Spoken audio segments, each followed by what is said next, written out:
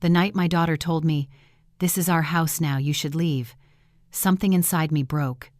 But 3 days later, sitting in a lawyer's office, I discovered my late husband had left behind a secret that would turn my humiliation into her downfall. If you're here listening, stay with me because this isn't just a story about betrayal, it's about what happens when a mother decides she's done being powerless. And if you're watching this video, please like and subscribe to the channel, and tell me in the comments where you're listening to my story of revenge from. We love knowing how far these stories of justice and resilience can travel. When your own child tells you, calmly, like she's discussing the weather, "You need to find somewhere else to die. You're in my way now." There's a kind of silence that happens inside you. It isn't tears, it isn't screaming, it's like glass, cold, thin, sharp enough to cut. My name is Eleanor Parker. I am 68 years old. I was a wife for 44 years, and for most of my adult life I believed this one simple rule: if you give everything for your family, they will protect you when you can no longer protect yourself.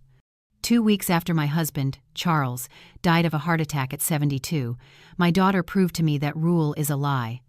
People like to talk about grief like it makes families softer, closer. That is not what happened in my house. Grief did not pull us together. Grief turned me into an asset to be managed. Charles hadn't even been in the ground a full week when my daughter, Lauren, slid into his place like a hand slipping into a warm glove. She started answering questions meant for me. "Mom's not in a good headspace right now," she'd say to people at the funeral, like she was my legal guardian. "I'll handle things." She made a quiet show of touching my shoulder, refilling my glass, telling everyone, "Don't worry, I'm staying with her. I'll watch her." At first I thought, she's being caring. I thought, she's scared of losing her father and she's trying to be useful. I thought a lot of very generous things. Because that is what mothers do. We translate disrespect into concern, so we don't have to admit our own child is capable of cruelty. But here is what I didn't understand yet. She wasn't comforting me. She was positioning herself. It started small. "Mom, why don't you let me log into your bank so I can make sure nothing bounces during all this?" "Mom, let me hold on to your medication schedule so you don't miss anything while you're upset." "Mom, you really shouldn't be dealing with bills right now. You're too emotional to be signing things in this state." Every sentence sounded like protection. Every sentence was actually quiet paperwork, proof she could use later that I was not capable of managing my own affairs. 3 days after the funeral, she and her husband, Daniel, came over for dinner. Except they didn't bring food. They brought brochures. Glossy, cheerful, pastel brochures. Independent senior living. Active retirement lifestyle. Smiling gray-haired people doing water aerobics in identical pools. I remember staring at the stock photo of a woman with white hair and a tennis skirt and thinking, that woman is a model in her 50 seconds and you expect me to believe she's 89 and thrilled to be locked in a complex off Highway 12. "Mom, look how lovely this is," Lauren said, tapping a page with her perfect red nail. "They cook for you. No stairs, no responsibilities. You'd have friends your age instead of rattling around alone in this big place." This big place, by the way, is the house at 512 Crestview Lane, the house I have lived in for 37 years, the house where Lauren learned to walk in the hallway with the yellow wallpaper. The house where Charles carried me over the threshold when we still thought love alone could fix what money couldn't. The house where I stayed awake through Charles's back surgery recovery and spoon-fed him broth when he couldn't sit up on his own. Suddenly, to my daughter, that home was this big place. I said, "I'm not moving." Daniel leaned forward. He works in finance, and he speaks in that smooth, careful way men in finance do when they're about to lie to your face. "Eleanor, the property tax here is brutal now. The stairs aren't safe. You shouldn't be alone. You'll be happier somewhere peaceful. Let us take care of you." It sounds loving. It is not loving. It is the sound of someone telling you, very politely, "Sign yourself out of your own life so I can have your spot." 4 days later, there wasn't a conversation. There wasn't even a warning. They just showed up. I heard the car doors first, then rolling wheels on the driveway. Daniel walked in carrying 2 huge black suitcases. Lauren walked in behind him with the confidence of a woman arriving at a hotel she already paid for. She didn't knock. She didn't ask. She didn't even say hello. "We've made a decision," she announced. Not, "We'd like to talk to you." Not, "Can we discuss something?" No, "We've made a decision," I said. "A decision about what?" She ignored the question. She turned to Daniel like I was background noise. "His firm needs him closer to the city," she said. "The schools in this district are so much better for the kids. This house is perfect for us. We're moving in tonight." I stood there in my own kitchen, the kitchen I painted twice with my own hands, and for a second I actually thought I had misheard her. "You're moving in," I repeated, "to my house." Lauren let out this tiny, breathy laugh that I have hated since she was 16. "Mom, it's not your house." If you want to know what betrayal feels like, it's that sentence. Not a slap, not a scream, just the absolute confidence that you no longer exist in a space you built. She said, "According to Dad's will, I inherited the property, the accounts, all of it. I've been letting you stay here out of kindness, but you can't realistically manage this anymore. The stairs, the maintenance, all those memories. It's not good for you at your age. You need somewhere peaceful." "At your age," I said very quietly, "this is my home." Her face changed. The sweetness dropped. For 1 second I saw the real expression. Cold, focused, done pretending. "No," she said, "it's my home now. You've had your life. We need to live ours. Pack what you need for a few days. Daniel will drive you." And then she said the sentence that cut something out of me I will never get back. "You need to find somewhere else to die that isn't in my way." People ask me later, "What did you say when she said that?" Nothing. I said nothing, because in that moment I understood in full color that my daughter did not see a mother when she looked at me. She saw an obstacle sitting on top of roughly 40, maybe $50 million in real estate and financial assets. That is how fast love can turn into math. Daniel drove me to a roadside motel off the highway. Budget lodge, $39 a night if you book 3 nights, no refund. He carried my suitcases like he was taking out trash after a yard sale. He handed me $120 in cash like a tip. He wouldn't quite meet my eyes. "This should cover you while we get things sorted out," he said. "You'll love having your independence." Independence. After 44 years of marriage and motherhood, independence was a dirty room with a rattling air conditioner, a door that barely locked, and a grown daughter who had just thrown me away like an old receipt. Before I go on, I want to ask you something from the heart. If you'd like to hear the rest of this story and more like it, please subscribe. It really helps me keep this space alive and keeps these stories reaching people who need them. Now, picture this happening in your own family. Your child walks in with suitcases and says, "We live here now. You need to go." Which part do you think would hurt more? Hearing they don't want you anymore. AP. Realizing they planned it long before the funeral was even over. I'd really love to know what you feel, which one would cut deeper for you, A or B. Share your thoughts with me. I spent that first night at the budget lodge without sleeping. The walls were thin enough to hear every truck on the highway and every argument from the next room.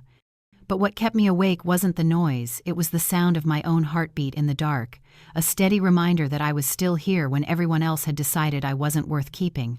I kept replaying her voice. That awful sentence, "Find somewhere else to die."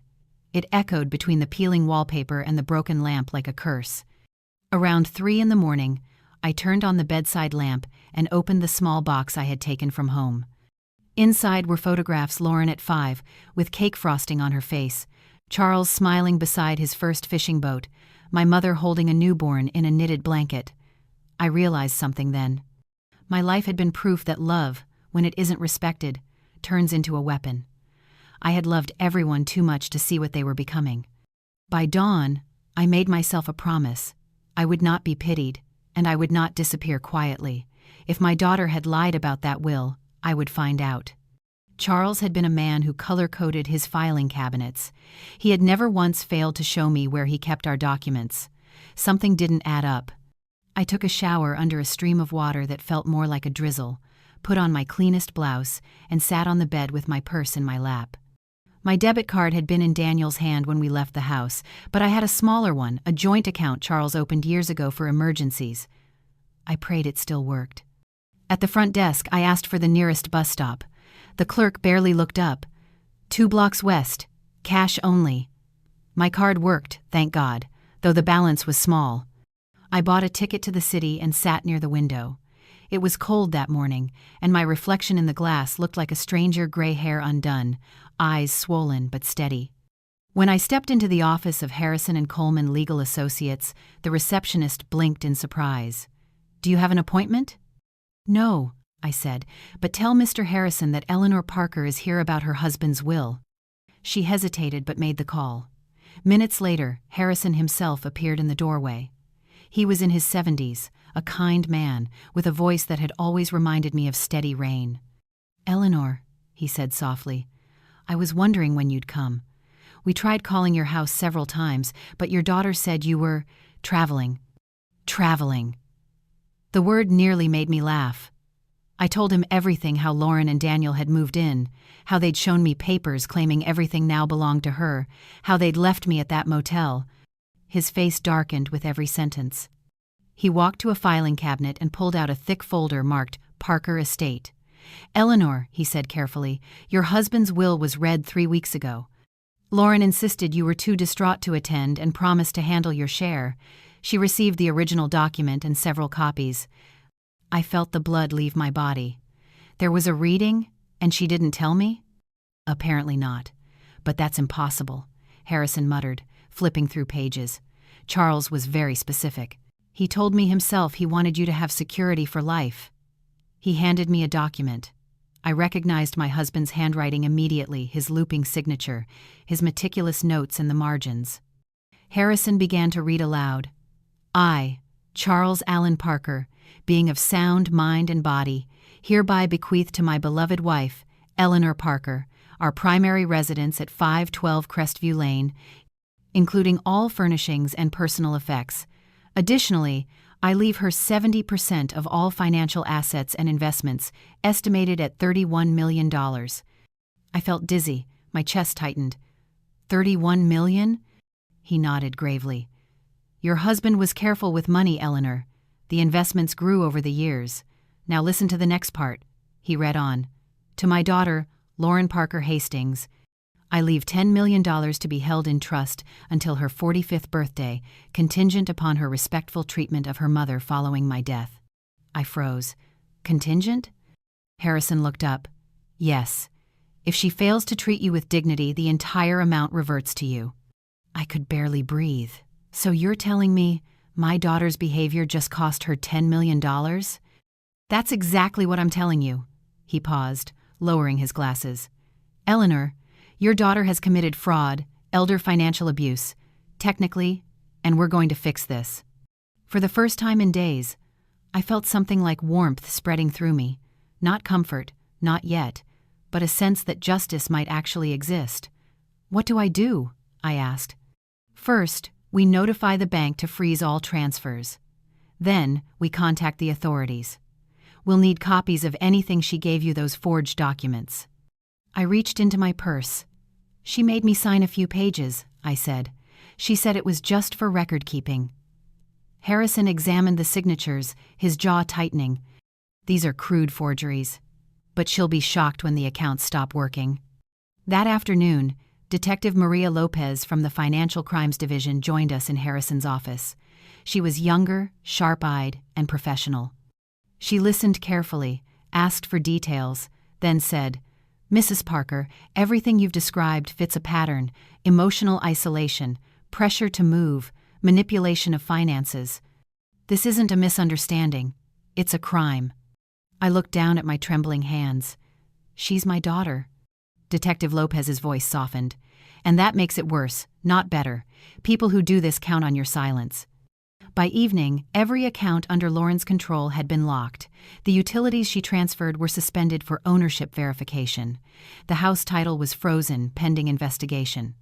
Harrison assured me that within days, she'd lose access to everything she thought was hers. At 8 o'clock, my phone rang. It was Lauren. Mom, what did you do? The bank says Dad's accounts are frozen. There's some kind of mistake. No mistake, I said calmly. I'm at Harrison's office. We found the real will. Silence. Then, Mom, you're confused. You're letting people take advantage of your grief. Those documents are outdated. They're not, I replied. And your father anticipated this. He knew exactly what you'd do. Her tone sharpened. That's impossible. No, sweetheart, it's poetic. He built a clause in his will that punishes greed. Mom, she said, her voice shaking, you can't do this to me. I'm not doing anything, I told her. You did this yourself. Before she could answer, Harrison gestured for my phone. Mrs. Parker, may I? He took it and spoke clearly. Miss Hastings, this is Attorney Harrison. You are advised to cease all financial activity related to your father's estate. Further actions may constitute felony fraud. Do you understand? I heard the sound of her breath catching, then the call cut off. When I hung up, I expected to feel triumph. Instead, I felt hollow, like winning a battle you never wanted to fight. Harrison poured me a glass of water. Eleanor, this will get harder before it gets easier. She'll try to call, maybe apologize, maybe threaten. Don't respond. Let the process work. I nodded. She'll never forgive me. He smiled sadly. Then she'll finally know what that feels like. As I left the office that night, the city lights looked different. I wasn't just a widow anymore. I was a woman about to reclaim everything that had been stolen from her, including her dignity. That night in my motel room, I sat on the edge of the bed with the copy of the will in my hands. I whispered to the darkness, "You planned for this, didn't you, Charles?" And for the first time since his death, I didn't cry. I smiled. Because the game my daughter thought she was winning had just turned into a war she wasn't prepared to fight. When I woke up the next morning, the motel room felt smaller, like the walls had leaned in during the night. But something inside me had shifted too. For the first time since Charles's funeral, I wasn't just existing, I was planning. I made myself a cup of bitter instant coffee from the lobby machine and stared at the creased copy of the will in my purse.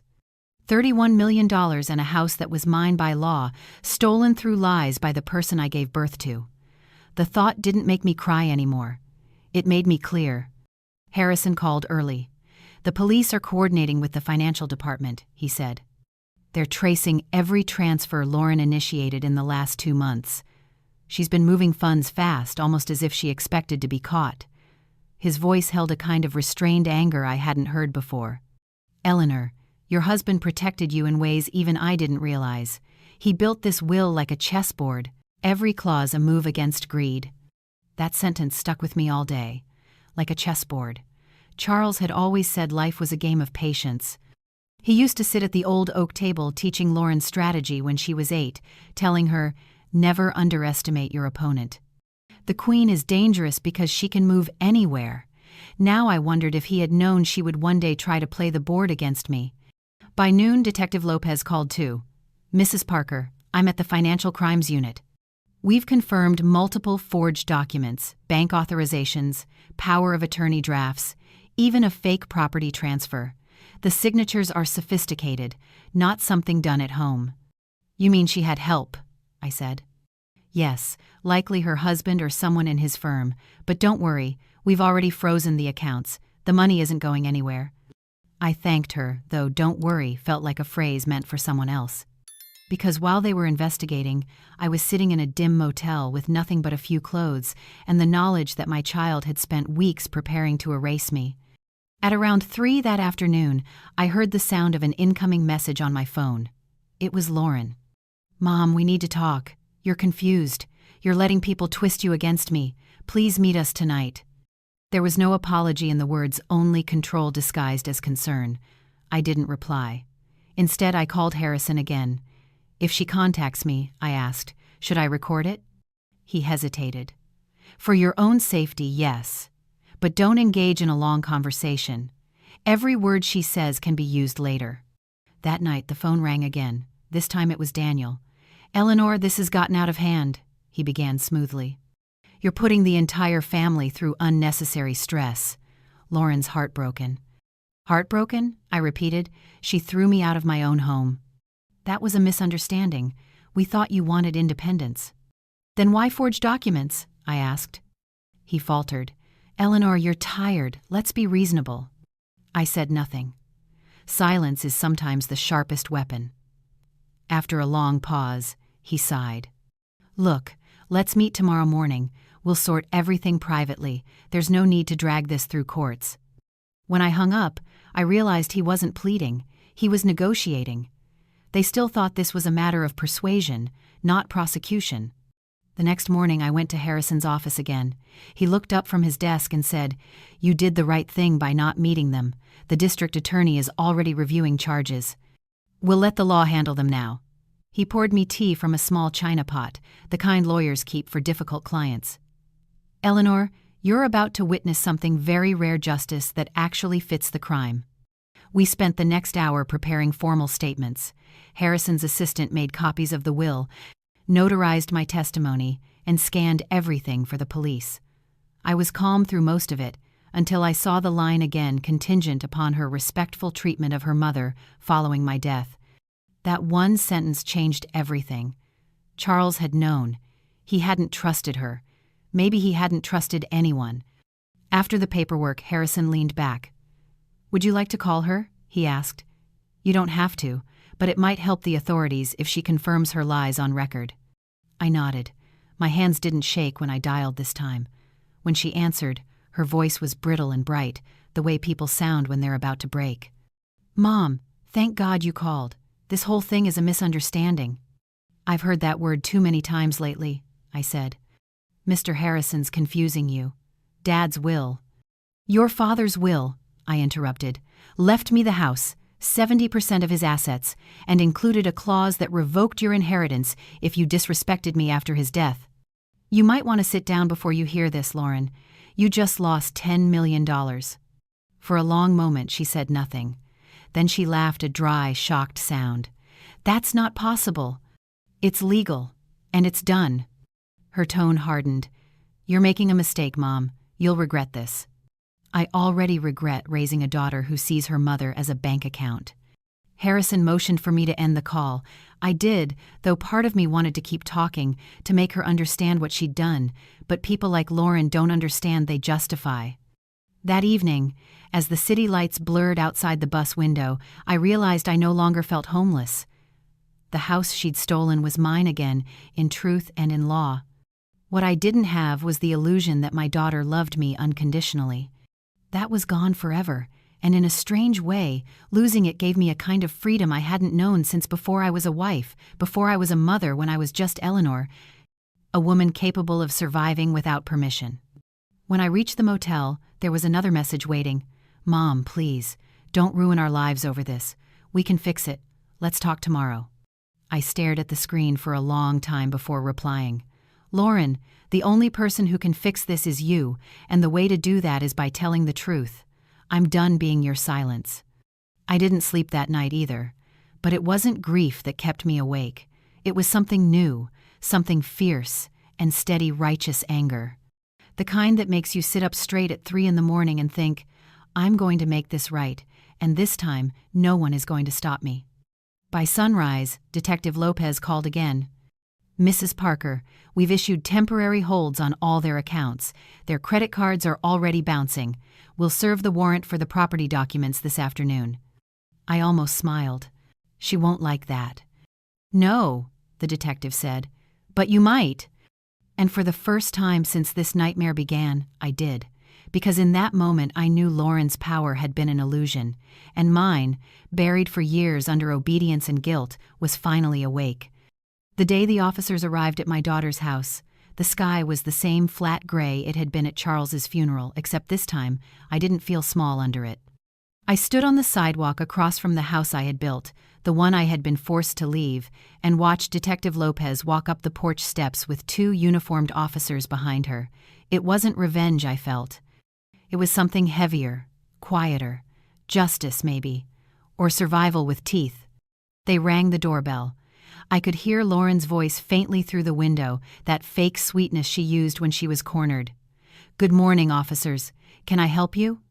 And then Lopez's voice, firm but calm. "We're here to execute a warrant for financial fraud and elder abuse." It was strange seeing my own daughter's face when she realized her control was gone. She looked past Lopez and spotted me across the street. Our eyes met for the first time since the night she threw me out. For a second, she opened her mouth like she might say something. Then the officers stepped inside. I didn't stay long. I didn't need to. Lopez had already told me what would happen: confiscation of devices, seizure of documents, temporary restraining order. They'd find everything, every forged signature, every transfer, every fake power of attorney. I had imagined this moment for days, but when it came, I didn't feel triumphant. I felt the weight of 40 years of motherhood turning to dust in my hands. Harrison met me at the station later. "They'll be released after questioning," he said. "But the evidence is solid. This won't take long to move to court." "Do I have to see her there?" I asked. "Yes," he said gently, "but this time she'll be the one answering."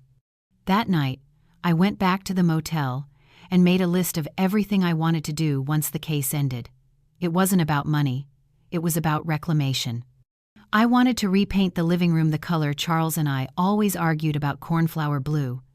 I wanted to open the windows again, smell the roses in the backyard, invite neighbors who'd stopped calling because Lauren told them I was resting. I wanted to feel alive in a house that no longer felt like a tomb. 2 days later, Lopez called again. "Mrs. Parker, we've uncovered something unexpected. You might want to come down here." When I arrived, she handed me a small folder. Inside were copies of emails and wire transfers, money moving not just between our family accounts, but overseas, to an investment firm registered in the Cayman Islands. The name on the authorization form wasn't Lauren's or Daniel's, it was Charles's. My heart dropped. "Are you saying my husband hid money offshore?" "Not exactly," Lopez said carefully.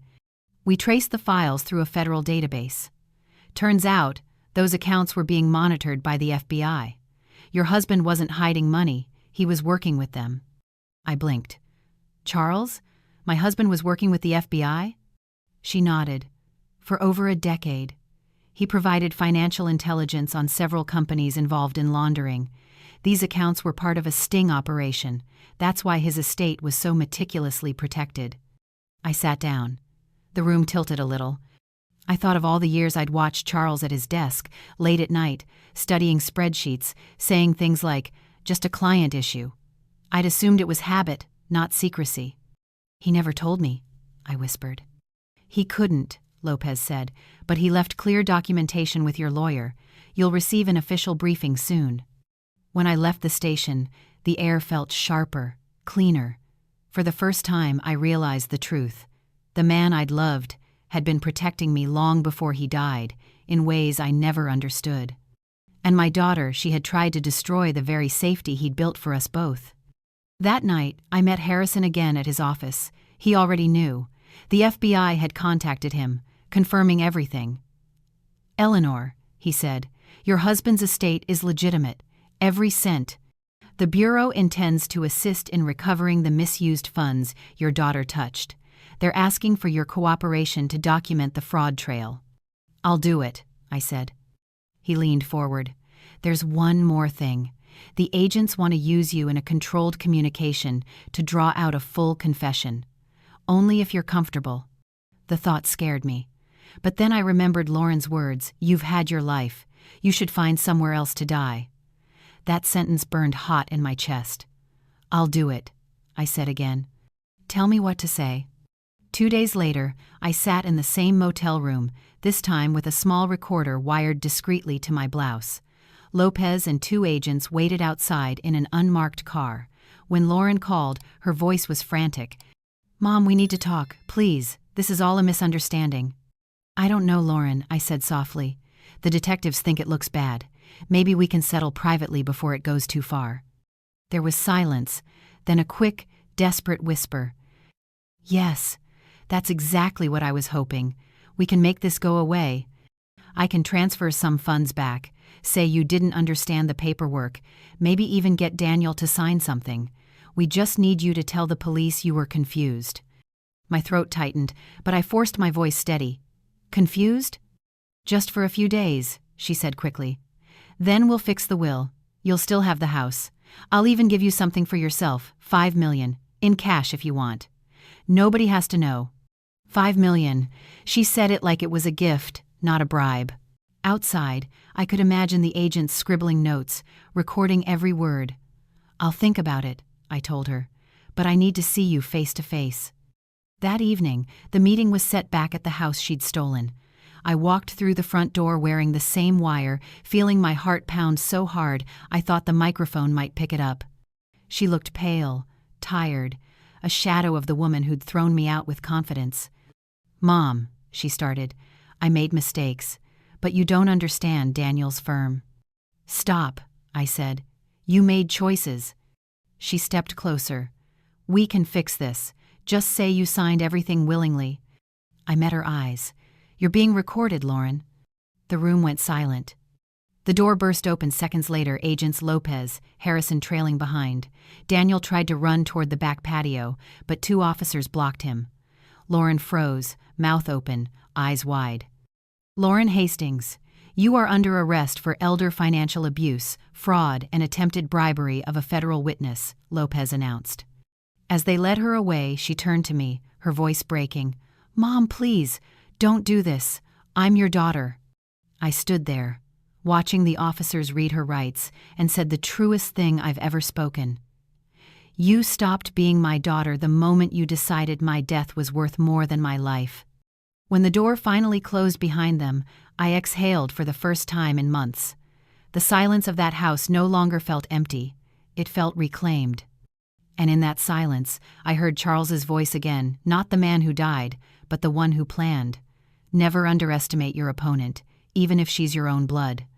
I walked to the living room window, sunlight spilling across the old floorboards, and whispered, "Game over." The morning after Lauren's arrest, I stood in the doorway of my house for the first time in months. The key trembled in my hand before it slid into the lock. When the door opened, the smell hit me first, not the warm scent of lemon polish and lavender I'd kept for years, but dust, stale perfume, and something metallic like forgotten air. The living room looked unfamiliar, colder, stripped of its rhythm.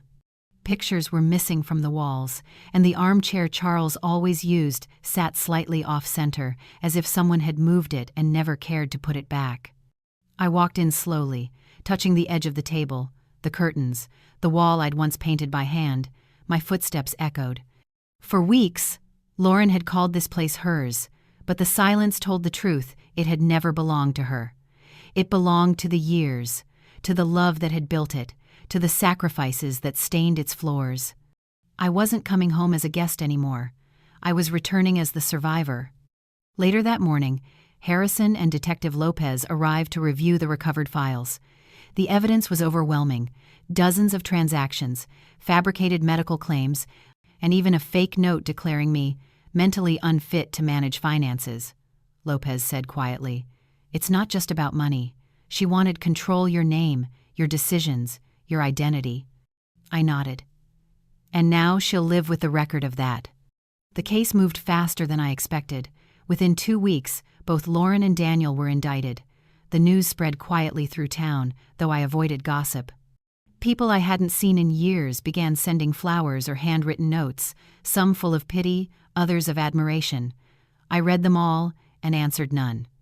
Justice was being done. I didn't need applause for surviving my own daughter. But the nights were long. I'd walk through the halls and sometimes think I heard Charles's voice, the faint scrape of his chair, the rhythm of his pen on paper. Grief is strange, it lingers even after triumph. One evening, I found myself sitting on the kitchen floor with a box of old letters, his handwriting curling across yellowed envelopes. In one, written years ago, he had scrawled a line I'd forgotten. "If anything happens to me, remember that truth will always outlive deceit. Protect yourself, Ellie." I pressed the letter to my chest and whispered, "I did." The first court hearing came on a Tuesday. Lauren looked smaller when I saw her again, her hair unwashed, her confidence gone. Daniel sat beside her, his expression hollow. I felt a strange calm, not hatred, not even sadness, just an ending. When the judge asked if I had a statement, I stood and spoke clearly. "My daughter didn't just take money," I said. "She took trust, and trust cannot be repaid in dollars. I raised her to believe in compassion, not greed. But if this courtroom stands for anything, it's the idea that no one, no matter how close to us, has the right to strip another human being of dignity." The room was silent except for the hum of the lights. Lauren didn't meet my eyes. When the judge ordered her to stand, her hands shook. "Lauren Hastings," he said, "you are hereby convicted of financial fraud, elder abuse, and coercion. You will serve 18 months in state prison, followed by 3 years of supervised probation and restitution of the stolen assets." Her knees buckled slightly, and Daniel caught her arm. For a moment, I thought I saw the little girl she once was, the one who used to press her cheek against my shoulder and ask me to braid her hair. Then the bailiff led her away, and I knew that child was gone. After the verdict, Lopez met me in the hallway. "You did something most people can't," she said. "You held her accountable." "It doesn't feel like victory," I told her. "That's because justice isn't sweet, it's clean." Those words stayed with me. Months passed. The house became mine again, but in a different way. I replaced the missing photos with new ones, pictures of people who stood by me, neighbors, friends. Even Lopez and Harrison at my kitchen table sharing coffee after the case closed. I repainted the living room in the cornflower blue Charles once teased me about. Every brushstroke felt like taking back oxygen. One morning, I received a letter from Patricia, Daniel's mother. The handwriting was shaky but sincere. "Eleanor, I am deeply sorry for what my son and your daughter did. I raised him better. If it helps in any way, I've enclosed a cashier's check for the amount Lauren took before the freeze. I hope it brings peace, not debt." It wasn't about the money, it was about recognition. I wrote back, "Peace comes from honesty. Thank you for giving me that." Later that spring, I took the first steps toward something new. I met with a small group of local women at the community center. Widows, retirees, grandmothers, many of whom had faced the same kind of quiet betrayal I had. Some had lost homes, others their savings, a few even their voices to children who'd claimed, "It's just for your safety." We decided to start a foundation, the Eleanor Parker Initiative for Elder Justice. It would provide legal aid and emotional support for seniors exploited by family. Harrison became our legal advisor. Lopez volunteered as consultant. Within 6 months, we had our first office, 2 paralegals, and a hotline. Every day, stories poured in. An 81-year-old man whose niece drained his pension. A widow tricked into signing over her house. A retired teacher declared incompetent so her son could access her trust. I listened, guided, comforted, and reminded them what someone once told me: justice isn't sweet, but it's clean. As I walked through the foundation's office one afternoon, sunlight streaming through the wide windows, I realized that the story had turned full circle. What began with humiliation in a cheap motel had become a life rebuilt on purpose. A year after the trial, I received one last letter from the prison. The envelope was plain, the handwriting familiar. "Lauren." Inside were only 2 sentences. "I still don't understand why you couldn't forgive me. Maybe one day you will." I read it twice, then placed it in the drawer beside Charles's old letter. Forgiveness, I thought, isn't denial, it's distance. I didn't need to forgive her to move forward. I just needed to keep walking. That evening, I stood in my garden. The air was cool, the roses blooming again after years of neglect. I whispered to the wind, "You were right, Charles. Truth outlived deceit." Then I smiled a quiet, private smile, the kind that belongs to someone who's finally free. Because the story didn't end with betrayal or even justice, it ended with me, standing tall in the place that was always mine, surrounded not by family who took, but by people who believed. And in that calm, I found something I hadn't felt in years, peace that needed no apology. It was nearly a year after the verdict when life finally slowed down enough for me to hear my own heartbeat again. The noise of lawyers, reporters, paperwork, and whispered apologies had faded. I was 70 now, and for the first time since Charles's death, I woke each morning not out of fear, but out of choice. The house had changed again, not in furniture or color, but in air. It no longer felt haunted by betrayal, it felt earned. Every morning, sunlight poured through the kitchen windows, onto the table, where I kept 2 mugs, one for me, one for memory. I'd make coffee for both out of habit, then sit across from the empty chair and talk to Charles the way I used to. Sometimes I told him about the foundation. Sometimes I just told him about the roses. It wasn't loneliness. It was a ritual of gratitude, a quiet promise that even after everything, I was still here. The Eleanor Parker initiative for elder justice had grown faster than I ever imagined. What began as a handful of volunteers in a community center had turned into an organization with offices in 3 states. We had lawyers on retainer, counselors on call, and an average of 40 new cases each month. Women and men who had been silenced for years were finally speaking, armed with documents, recordings, and courage. Watching them reclaim what was theirs gave me the kind of satisfaction no money could buy. One case stayed with me, a retired nurse named Gloria, 82, who'd been tricked by her nephew into signing over her property. When she came to us, she was trembling, whispering, "I don't want to cause trouble. He's family." I took her hands and said, "Family doesn't hide papers from you. Family doesn't steal your roof." We won her case 3 months later. When the judge ruled in her favor, she turned to me and said, "You saved my life." I smiled and told her the truth. "No, Gloria, you just stopped letting them live it for you." By spring, the foundation received an invitation to partner with a national advocacy group. The director, a poised woman named Teresa Grant, flew in to meet me. She was younger, sharp-minded, and determined. "Eleanor," she said, "your story inspired hundreds. We want to take your model nationwide training, legal access, awareness campaigns. Will you be the face of it?" I laughed softly. "The face of justice at 70? That's a rare offer." "Exactly," she replied. "People trust what they can see, and they'll see you." For a long time, I had lived in the shadows of other people's choices, my husband's secrets, my daughter's greed, society's quiet dismissal of women past a certain age. Now, I could feel the light turning toward me, and for once, it didn't scare me. The press began calling again. I gave interviews, not for attention, but for purpose.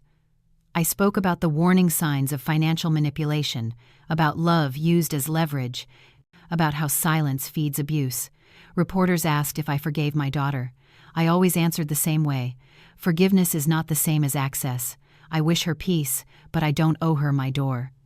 It was in late summer when Michael, my neighbor of 20 years, came by with his grandson to help fix the front fence.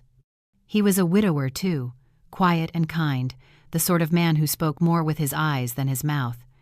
As we worked, he said, "You've turned this place into something sacred again." I smiled. "It's just a house." "No," he said gently. "It's proof that they didn't break you." After he left, I stood by the fence for a long time. Maybe he was right. Maybe survival wasn't just endurance. Maybe it was transformation. One evening in September, I received a call from the prison counselor. "Mrs. Parker, your daughter's release date is approaching. She requested to see you before she leaves." My stomach tightened. I hadn't seen Lauren since the trial. "Why?" I asked. "She said she wants to apologize. It's entirely your choice." I didn't answer right away. That night, I sat in the garden under the porch light, staring at the stars Charles used to name for me. Forgiveness had always sounded like surrender, like letting someone back into a space they destroyed. But now, I wondered if forgiveness could mean something quieter closure without contact. 2 days later, I drove to the prison. The visiting room was sterile, humming with fluorescent lights. When Lauren walked in, I barely recognized her. The arrogance was gone. Her face was thinner, her hair unkempt. She looked human again. She sat down across from me, hands trembling. "Mom," she began, "you didn't have to come." "I know," I said. She swallowed hard. "I don't expect you to forgive me. I just needed to say it to tell you I'm sorry. I ruined everything. I thought I was smarter, faster, but I was just cruel." For the first time in years, I saw her eyes fill with something that looked like truth. I took a deep breath. "You hurt me in ways I can't describe, but I accept your apology not for you, for me, because I refuse to let hate be the last thing that belongs to our name." She started crying, quietly. I stood. "Take care of yourself, Lauren. That's all I can say." When I left the room, I didn't look back. Outside, the air smelled like rain, and I felt lighter than I had in years. It wasn't reconciliation, it was release. In the months that followed, I continued to build the foundation's reach. We opened shelters for seniors evicted by their own families. We partnered with universities to study financial abuse in aging populations. At our one-year gala, the mayor handed me an award engraved with my name. Cameras flashed, and I smiled, not for vanity, but for victory, the kind that comes quietly, earned in tears and long nights. As the crowd applauded, I looked around the hall filled with people, strangers who now called me by my first name, survivors who'd found their voice. I thought of Charles, of the motel, of the fear I once carried like a second skin. And I realized that the story that began with betrayal had become something else entirely. It had become a testament. When the evening ended and the lights dimmed, I stood alone for a moment on the stage. My reflection stared back from the polished floor, wrinkled hands, gray hair, steady eyes. I whispered to myself, "This is what survival looks like." And as I walked out into the night, I knew that justice had not only given me back my life, it had given me purpose. I was no longer Eleanor Parker, the woman who lost everything. I was Eleanor Parker, the woman who made losing everything the reason she became unstoppable. It was late autumn when everything came full circle. The air had that crisp stillness that only happens before winter, when the world feels like it's holding its breath. The foundation had grown into something larger than I'd ever dreamed: 50 volunteers, 3 lawyers, a media team, and partnerships across the country. But success, I was learning, carried its own kind of quiet. Once the fight was over, you were left alone with yourself, and I had to learn how to live without the war. I spent most mornings walking the garden paths behind the house. The roses were fading, their petals pale and dry, but I didn't cut them back. They had earned their scars, and so had I. Sometimes, I'd stop by the wooden bench Charles had built years ago and imagine him there, reading his newspaper, asking about breakfast. For so long, I had lived in reaction, responding to loss, to betrayal, to survival itself. Now, for the first time, I was simply living. The invitation came in early November. A journalist named Adam Raines was writing a feature on elder justice and wanted to include my story. "Not the scandal," he said over the phone, "but what came after the rebuilding." I hesitated. I'd already done interviews, but his tone was different, respectful, not hungry for headlines. "All right," I said. "Come by the house. I'll make coffee." When he arrived, he was younger than I expected, maybe mid-30s, with careful eyes that didn't wander. We sat in the kitchen as sunlight streamed across the table. "You've built quite a legacy, Mrs. Parker," he said. "But I'm curious, how do you balance justice with forgiveness?" It was a fair question. Justice and forgiveness, I said slowly, are not opposites. They're steps in different directions. One faces outward, the other faces inward. I told him that forgiveness didn't mean reopening the door, it meant choosing peace over poison. He listened, scribbling notes, nodding like a man who understood more than he was saying. At one point, he asked, "Do you ever miss her?" I looked out the window at the fading roses. "Every day," I said. "But missing someone doesn't mean you want them back. It just means you remember who they were before they broke what they were given."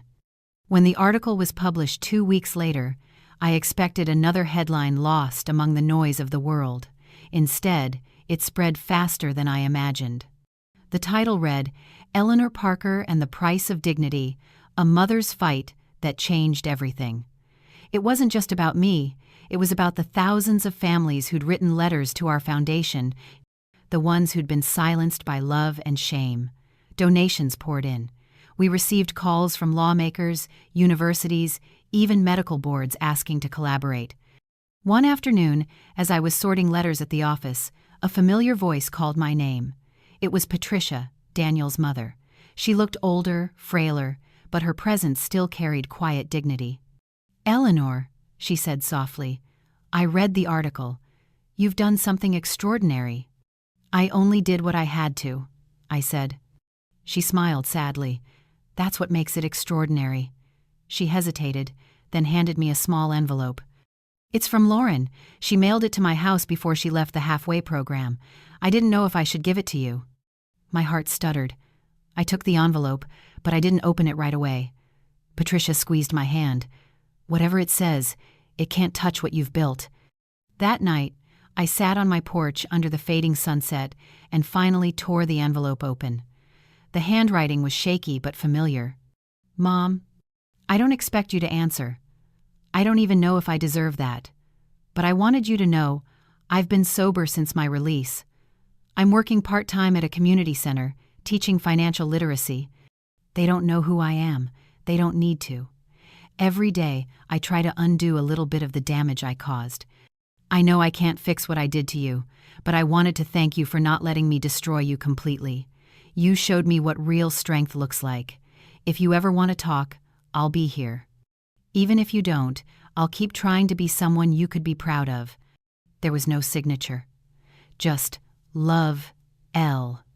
I sat there for a long time, the letter trembling in my hand. It wasn't redemption, not yet, but it was something closer to truth. And truth, I'd learned, was the beginning of healing, not the end of it. The next morning, I drove to the community center listed on the envelope. I didn't go inside. I parked across the street and watched through the glass window as a group of people, young, old, uncertain, sat around folding tables listening to a woman speak. She stood at the front with a binder in hand, explaining something on a whiteboard. Her voice carried through the open window, soft, careful, deliberate. It was her, Lauren. She looked older, humbled, but alive in a way I hadn't seen in years. I didn't stay long. I didn't want her to see me. I just needed to know she was standing, breathing, trying. When I drove away, I left the letter on the passenger seat, its edges fluttering in the wind from the open window. In the following weeks, I found myself smiling more easily. Not because I had forgotten, but because I finally understood that peace isn't a place, it's a decision. I no longer needed revenge to feel whole. Justice had already done its work. What remained was life, unremarkable and beautiful in its ordinariness. Winter arrived gently that year. The foundation hosted its first national conference on elder protection in Washington. Teresa introduced me as the woman who turned her pain into policy. As I stood on stage beneath the lights, I looked out at a sea of faces, judges, social workers, survivors, college students, and felt something rise in my chest that wasn't pride but quiet awe. I began my speech simply, I once believed that love would protect me from cruelty. I was wrong. What protects us is knowledge and the courage to act when no one else will. If my story teaches you anything, let it be this. Never let someone convince you that being old means being powerless. The audience rose in a standing ovation, but I didn't cry. I had cried enough for a lifetime. That night, as I returned to my hotel room, the city lights flickering beyond the window, I thought of the letter again. Somewhere out there, my daughter was learning what honesty costs. And somewhere inside me, the part that still loved her quietly whispered, let her heal. I poured myself a cup of tea and opened my notebook to draft a new mission for the foundation, to give every elder the power to say no and the strength to start over. Then, I wrote one final line beneath it, simple, steady, and true. Justice began with survival. Peace began with choice. And as the night deepened outside my window, I realized that I was no longer the woman defined by what she had lost, but by what she had dared to rebuild. The year I turned 71, I learned what peace actually felt like, not the kind that comes from quiet, but the kind that comes from understanding that nothing more needs to be said. The war was over. Lauren was free, and I was finally unafraid of what her freedom might mean. I wasn't waiting for another apology or a final confrontation. I had already chosen my ending, one built on work, honesty, and purpose. The foundation had become a living thing. Every week, new faces arrived, volunteers, survivors, students, people who had heard my story and wanted to be part of something larger than outrage. We hosted training sessions for police officers on recognizing financial coercion, created a network of attorneys who worked pro bono, and partnered with social workers to intervene before exploitation turned into tragedy. It was no longer about me. It was about all of us. One afternoon, while reviewing grant proposals in my office, I received a call from Teresa. Her voice carried that mix of exhaustion and hope that comes only from building something that matters. "Eleanor," she said, We've been invited to speak before the Senate Committee on Aging. They want you to testify about elder exploitation and guardianship abuse. This could change national policy." I felt my heart pause. "Me? In front of Congress?" "Yes," she said, laughing softly. "Who better?" That night, I sat at my desk long after the house had gone dark. The only light came from the lamp Charles had once used, its golden circle illuminating a stack of handwritten notes. I thought about the journey, how it had started with humiliation in a motel room and led me here, to a place where my voice could shift the ground for others. I wrote my opening line carefully. "My name is Eleanor Parker, and I am here because silence almost destroyed me."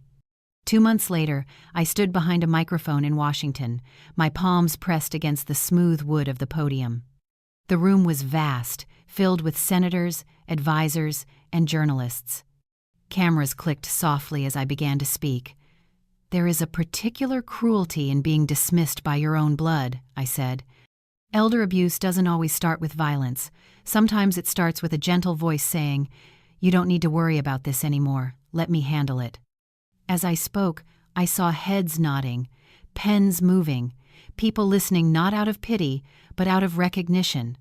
"We are taught to love our children unconditionally," I continued, "but no one teaches us how to protect ourselves from them when love becomes leverage. We need systems that assume not incapacity, but independence. Seniors do not need guardians, they need allies." When I finished, the room was silent. Then came applause, long and heavy, echoing through the chamber. For the first time in my life, I felt what Charles must have meant when he said integrity was its own inheritance. After the hearing, a young staffer approached me in the hallway. "Mrs. Parker," she said, "my grandmother lost her home to her own son. I've never told anyone that before." "Thank you for saying what she couldn't." I took her hand and said, "Then make sure no one else ever has to." Back home, the foundation's mailbox overflowed with letters. Some were thank yous, others pleas for help, but one caught my eye immediately. The handwriting, though older, was familiar. It was from Lauren. "Mom, I watched the hearing. You were extraordinary." I sat in my tiny apartment and cried because I realized that everything you're doing now is what I should have been doing all along. "I've started volunteering at the same shelter you once donated to. They call me Miss L. I don't tell them who I am. I don't need to. I just wanted you to know I'm trying to earn back the right to call myself your daughter." I read it 3 times. There were no excuses, no begging, just truth. I folded the letter carefully and placed it in the same drawer that held Charles's notes and her earlier apology. The past didn't vanish, it simply stopped hurting. Winter came early that year. The nights were sharp and still, the kind of cold that makes you see your breath in the kitchen. I began hosting small gatherings at the house every Sunday. Volunteers, neighbors, friends. We'd drink tea, share stories, sometimes cry, often laugh. One evening, as snow fell softly outside, Michael looked across the table and said, "You've built something more than a foundation, Eleanor. You've built a sanctuary." I smiled. That was the goal all along. He hesitated, then said, "You ever think of writing all this down, not for the papers, for yourself? Maybe it's time you told the whole story." I looked around the table at the women who'd survived exploitation, the young people learning from us, the warmth filling the room where once there had been silence. "Maybe," I said. "But if I do, it won't be about revenge, it'll be about what comes after." That night, I began the first page of what would later become The House That Wasn't Theirs, a story of justice and grace. The words came slowly at first, then like a current I couldn't stop. I wrote about the day I was thrown out, the motel, the will, the trial, the foundation. I wrote until the sky turned pale and my hands cramped from holding the pen. When I finished, I realized I wasn't just documenting pain, I was closing a chapter that no longer defined me. Months later, the book was published. It wasn't a bestseller, but it found its readers, the ones who needed it most. Letters arrived from all over the country. Some from women in their 70s, some from granddaughters promising to protect their elders, and one from a man who simply wrote, "Your story gave me the courage to go home." I never responded to those letters publicly, but I kept every one. They were proof that something good had come from what nearly destroyed me. On the anniversary of the foundation's founding, we held a small ceremony in the garden. The roses had bloomed again late but bright, defiantly alive against the autumn chill. Teresa gave a short speech, but when she handed me the microphone, I said only one thing. Every person you help becomes another light in the dark, and sometimes that light shines right back on you. As the applause faded and the sun dipped low, I felt a calmness settle over me. I thought of Lauren, wherever she was, and of Charles, whose plans had saved me before I even knew I needed saving. The wind rustled through the roses, carrying the scent of earth and forgiveness. I whispered into it quietly, "We're all right now." And for the first time in years, I knew it was true. By the time the second spring came after the trial, my life had settled into something I never thought I'd know again, peace that didn't feel borrowed. The foundation had offices, staff, and even a waiting list of people eager to volunteer. Sometimes I would walk through the hallway lined with photographs of survivors, their faces a blend of strength and softness, and I'd think, this is what rebuilding looks like. Still, quiet mornings sometimes carried ghosts. The sound of the kettle boiling would pull me back to that motel, the smell of old carpet, the hum of fear. But the difference now was simple. I could remember without breaking. Trauma had turned into memory, and memory into meaning. One morning, while reading through the Foundation's annual report, Teresa stopped by my office. "You're going to need a bigger boardroom soon," she said, dropping a stack of folders on my desk. "We've been shortlisted for a National Humanitarian Award. They want you to attend the gala in New York next month." I laughed softly. Me? At a gala again? I thought I'd retired from polished floors and glass chandeliers. She smiled. "You haven't retired from changing lives." The night of the gala, I wore a navy dress, simple, elegant, the kind that doesn't apologize for age. As I stood among senators, activists, and philanthropists, I realized that I no longer felt like an outsider looking in. The applause that followed my name wasn't for a victim, it was for a fighter who'd built something larger than revenge.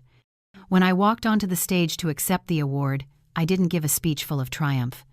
Instead, I said quietly, "Justice is not a destination.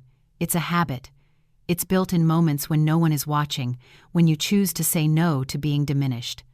The applause was long and warm, but what struck me most was a woman in the third row, wiping her eyes. Later that night, she approached me. "My mother was conned by my brother," she said. "She lost her house, her savings, everything. But after seeing your interviews, she filed a report. She's getting it all back. You gave her courage." I held her hands and whispered, then she gave me mine right back. That night, as I returned to my hotel room overlooking the city lights, I thought about how strange life is, how pain can become purpose, and how survival, once a necessity, can grow into service. The following months were quieter. I spent most of my time in the garden, repainting the fence and replanting the roses. One afternoon, as I was kneeling in the soil, I heard footsteps behind me. I turned, and there she was, Lauren. She looked hesitant but determined, dressed plainly, holding something in her hands. "I called," she said softly, "but I didn't know if you'd answer, so I came instead." I stood up slowly, brushing the dirt from my gloves. "What do you need, Lauren?" "I don't need anything," she said quickly. "I just wanted to bring you this." She handed me a small wooden box. Inside was a silver pendant, a locket Charles had given her when she was 16. "I've carried it all these years, but I think it belongs with you now." I traced my fingers over its surface. "Why now?" She swallowed hard. "Because I've spent 2 years trying to live right. I wanted to face you when I could look you in the eye without lying." The wind moved between us, quiet and heavy. "I don't hate you," I said at last, "but I also can't pretend nothing happened." "I know," she whispered, "and I'm not asking you to. I just wanted to say that I finally understand what you tried to teach me, that love without respect is a kind of theft." Her voice cracked on the last word, and I felt something shift inside me, not forgiveness, not yet, but space. Space for something gentler to grow. "You're learning," I said quietly. "That's enough for now." Before she left, she glanced toward the garden. "Dad would have loved what you've done here." I nodded, unable to speak. When she walked away, I didn't follow. But as I looked down at the pendant in my hand, I realized it no longer felt like a reminder of loss. It felt like an offering of understanding. Weeks passed. I didn't hear from her again, but I didn't need to. She had finally learned that remorse doesn't need an audience. One evening, as I was closing my study, I found an unopened envelope among the mail. It was from the Department of Justice. Inside was a letter of recognition for my contribution to elder rights reform, proof that the testimony I had given had led to tangible changes. Attached was a note from Agent Martinez. "We couldn't have done this without you. The system is better now because you refused to stay silent." I sat at my desk, staring at the letter, and for the first time, I allowed myself to cry not from grief, but from relief. All the noise, all the pain, all the years of being dismissed and underestimated had led to this moment of undeniable clarity. I had mattered. My voice had mattered. Later that night, I called Teresa. "I've been thinking," I told her. "Maybe it's time to step back. Let someone else lead." She was quiet for a moment. "Are you sure?" "Yes, the foundation doesn't need my name anymore. It needs new voices." There was a long pause, then she said, "You've earned your rest, Eleanor. But promise me one thing, don't disappear. We still need your stories." I smiled. "I won't disappear. I'll just tell them from somewhere quieter." In the weeks that followed, I began writing again, not about betrayal or law, but about resilience, about the quiet beauty of starting over. My second book was called The Grace of After. It wasn't dramatic, just honest. It told the truth about what happens after revenge ends, the quiet rebuilding of self. When it was published, readers called it healing. Some said they read it beside their elderly mothers. Others said it helped them forgive their own children. But what mattered to me wasn't the praise, it was the stillness inside me when I wrote the final line. I was never just surviving. I was becoming. By autumn, I had moved to a smaller home near the coast. The mornings were colder, but the air was cleaner, full of salt and second chances. Sometimes I'd walk along the shore, the tide brushing against my shoes, and think of how far I'd come from that woman who once packed her bags with shaking hands. I didn't know what the next chapter would bring, but for the first time, I wasn't afraid to find out. Because when you've lost everything and still find the courage to rebuild, the future stops being a threat, it becomes a promise.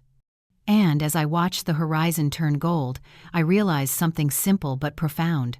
Revenge had given me justice, but peace had given me myself. The ocean outside my window had a rhythm I had come to trust, gentle, constant, honest. Mornings began with its whisper against the shore, a sound that felt like forgiveness breathing through the air. I was 72 now, and the years no longer frightened me.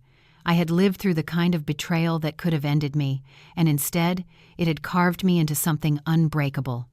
The foundation continued its work, but I had learned to step back, to let new hands carry the mission forward. My role now was quieter. I mentored, I advised, and sometimes I simply listened. When younger volunteers came to me with anger in their voices, furious at the stories of seniors cast aside by their own children, I told them, anger is fuel, but it burns too fast. Build with it, don't live in it. One afternoon, a documentary team arrived to film the final interviews for The House That Wasn't Theirs. I had agreed to participate only because I wanted the truth recorded, not the pain romanticized. The director, a calm woman named Natalie, set up the cameras in my study. "We want to capture you as you are now," she said, "not just who you were when it happened." When the lights came on, she asked, "Mrs. Parker, after everything, do you believe in happy endings?" I thought about that question longer than I expected. "No," I said finally. "I believe in honest ones. A happy ending is when the story pretends the scars aren't there. An honest ending is when you learn to live with them and still find beauty in what's left." She nodded quietly, and for the first time, I saw her eyes shimmer. After they left, I walked down to the beach. The air smelled of salt and pine, the horizon glowing gold beneath a descending sun. I carried with me a small envelope, Lauren's last letter, the one she sent 6 months earlier. I had read it only once. She was working at a shelter now, helping elderly women file for restitution and housing. She wrote, "I don't know if redemption exists, but I'm trying to be useful." I knelt at the water's edge, letting the tide touch my shoes, and whispered, "You found your own way back, my girl." Then I tucked the letter inside a driftwood crevice and let the sea have it. That night, I dreamed of my old house, the one that had started everything, but it wasn't the nightmare version anymore. It was bright and alive, full of laughter from women I had helped, their voices echoing in the halls. In the dream, Charles was there too, smiling from across the room. He didn't say a word. He didn't need to. When I woke, I realized it wasn't a memory. It was a vision of what the future had already become. The following week, Teresa visited me with exciting news. "Eleanor," she said, "the legislation you helped draft just passed. It's called the Parker Act. It mandates independent oversight for elder financial guardianships across the country. Your story, your fight, it changed federal law." I sat down, breathless. For a moment, all I could think about was the woman I had been, the widow in the motel, clutching 2 suitcases and a photograph. She could never have imagined this moment. Teresa grinned. "You realize what this means, don't you? You've given thousands of people their freedom back." Tears came easily, but they weren't tears of sorrow. "Then every sleepless night was worth it," I whispered. A month later, I received a letter from the president's office inviting me to a national ceremony recognizing citizens who had advanced justice and equality. I didn't go for prestige. I went because I wanted to stand there on behalf of every older woman who had ever been told she was irrelevant. The hall was vast, the ceiling arched with light. When they called my name, I walked slowly to the podium, steady and certain. The applause rose like a tide. I didn't prepare a speech this time. I just said, "When you're told you're too old to fight, fight anyway. When they take your home, build something bigger. When they say your time is over, prove them wrong by living." The crowd stood. I saw faces glistening, hands clapping, strangers who suddenly understood that justice wasn't just a courtroom word, it was survival turned outward. That night, as I returned to the hotel, I looked at my reflection in the elevator mirror. The lines on my face told the story better than any documentary could. Every scar was proof of having stayed. Months passed. The foundation renamed its headquarters the Eleanor and Lauren Center for Dignity and Renewal. I didn't choose the name. Teresa surprised me. When I saw the plaque for the first time, I stood in silence, my throat tightening, not because of pride, but because it meant Lauren's name no longer carried shame, it carried hope. By summer, I'd begun painting again. My studio faced the ocean, where the horizon met the sky in a perfect line of forgiveness. My latest canvas was nearly complete, a woman standing before the sea, holding nothing but light in her hands. It wasn't meant to be me, but perhaps it always was. One evening, as the sun dipped low, I received a call from the shelter where Lauren worked. "Mrs. Parker," the voice said gently, "your daughter asked us to tell you she's been accepted into a social work master's program. She said she wanted you to hear it first." For a long time, I couldn't speak. I simply watched the ocean shimmer beyond the window, the waves breaking in rhythm like applause only I could hear. Then I whispered to the wind, "You did it, Lauren." The years rolled forward like gentle surf. I didn't chase legacy anymore. It had already settled quietly behind me. I spent my days writing, painting, mentoring, and occasionally speaking at universities. Every time I stood before a room of students, I told them, "The hardest part about justice isn't fighting others, it's forgiving yourself for ever thinking you didn't deserve it." Now, when I sit on the porch at dusk, tea warming my palms, I no longer think about betrayal or courtrooms or signatures forged in greed. I think about resilience, the miracle of surviving the storm and learning how to bloom again. And sometimes, when the wind shifts just right, I imagine hearing Charles's voice carried from the distance. "You did it, Ellie. You turned pain into purpose." I smile, watching the waves curl toward the sand, knowing the story that began with exile ends here with peace, with legacy, and with the quiet truth that the most powerful revenge is simply living well and without fear. In the end, Eleanor's journey wasn't really about money, property, or even revenge. It was about reclaiming the meaning of her own life. She began as a woman who had been erased by the people she loved most, stripped of her dignity, and told she was no longer needed. Yet, through heartbreak and betrayal, she discovered the unshakable truth that no one, not even family, has the right to define your worth. What she built in the aftermath wasn't just justice, it was renewal. Her story reminds us that pain, when faced with courage, becomes a kind of teacher. Betrayal may cut deep, but it also reveals who we are when everything else is taken away. Eleanor didn't just survive, she transformed her suffering into power, her silence into voice, and her loss into a foundation that helped thousands. She proved that age is not the end of a woman's story, it's often where her truest chapter begins. The lesson is clear. Dignity is not given, it's claimed.